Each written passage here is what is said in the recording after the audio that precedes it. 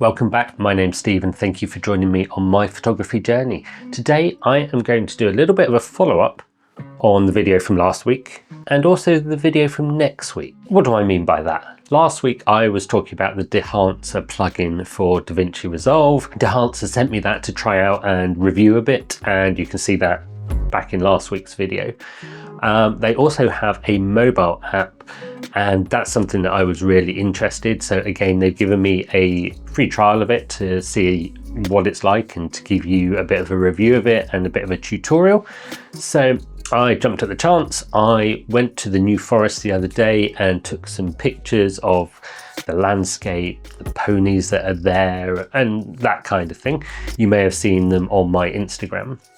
And what I wanted to do was put Dehancer Mobile to the test and do some editing on that. So that's what I'm going to do today. So next week's video will be all about my trip into the New Forest, what I took, how I prepared and what I saw when I was there.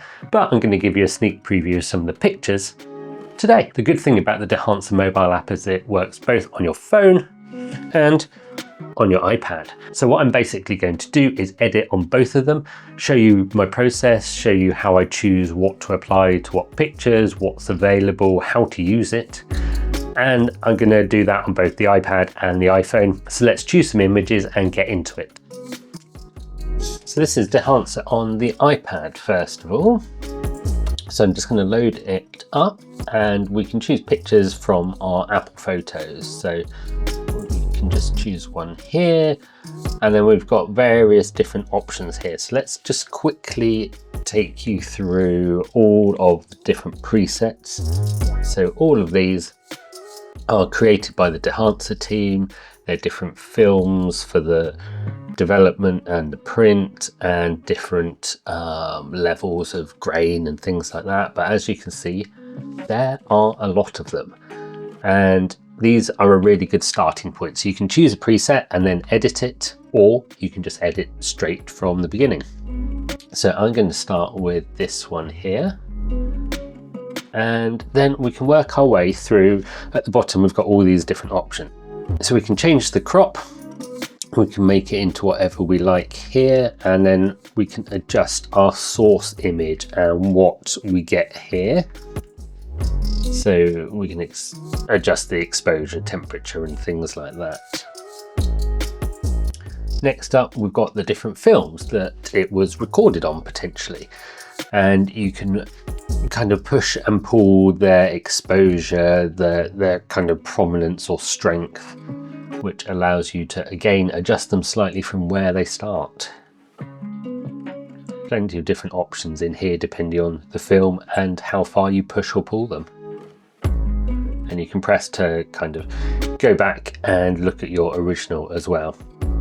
The developer side of things is kind of your contrast and your colors in that development process. So again, you can change them, turn it on and off, see what it looks like. Your compression side of things, you can change the impact, the white point, the tonal range and the color density. Just play with the sliders, just see what it looks like and work out how you feel about it. And that's also true for the expand side of things. And then print is the kind of film that it's actually printed on. We've got a few different options in here. And color head, you can change some of the different hues and add grain now. You can add more, add less, change the different parts of it really. So lots of different options, and then you've got the halation and then the bloom as well. So you can turn them on and off. You can see what they look like. Plenty of different options that you've got.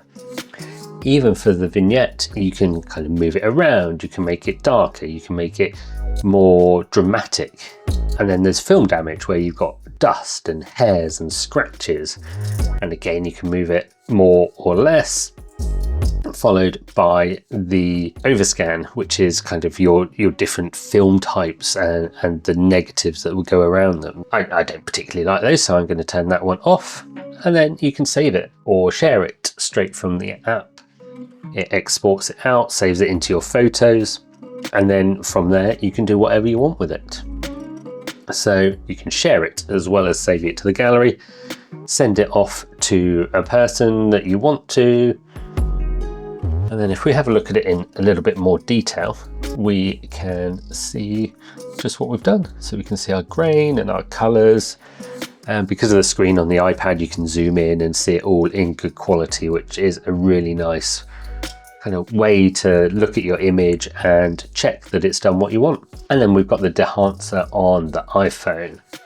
So similar kind of thing. We can choose a picture or a video in this case. And we'll start off with the original. You've got all the kind of presets in here as well, so you can choose one of those, or you can just go into the edit panel and we can just change our source. So again, these are all going to be very familiar. You've got your different films that you can choose from and push and pull again. So it's exactly the same. It's a bit more cramped on the iPhone, I will definitely say that. I prefer using it on the iPad because you can see the image a bit more.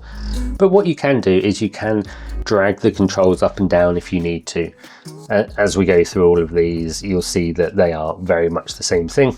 And when you're working on video rather than on photo, you've got kind of play controls and things like that as well.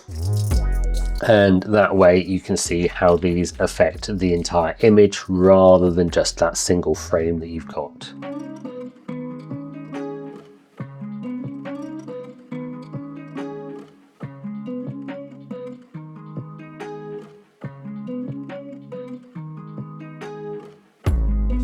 Some of the colours in here. What we want is something nice and subtle. We don't want it to be too dramatic, I don't think. And again, we've got our film grain and we've got our halation and bloom. If you touch the controls, you can turn it off and back on, so you can see your before and after.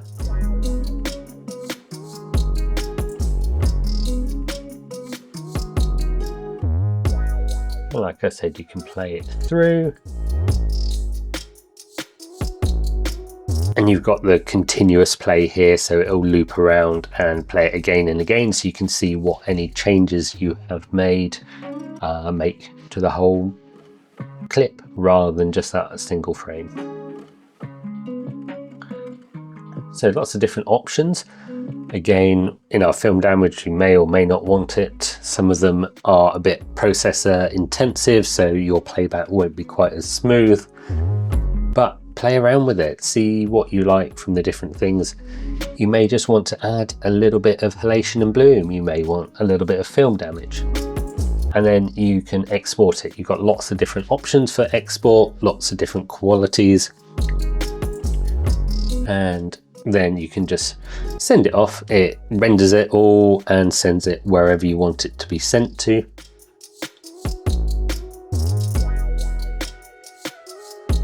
There we go, it's successfully exported.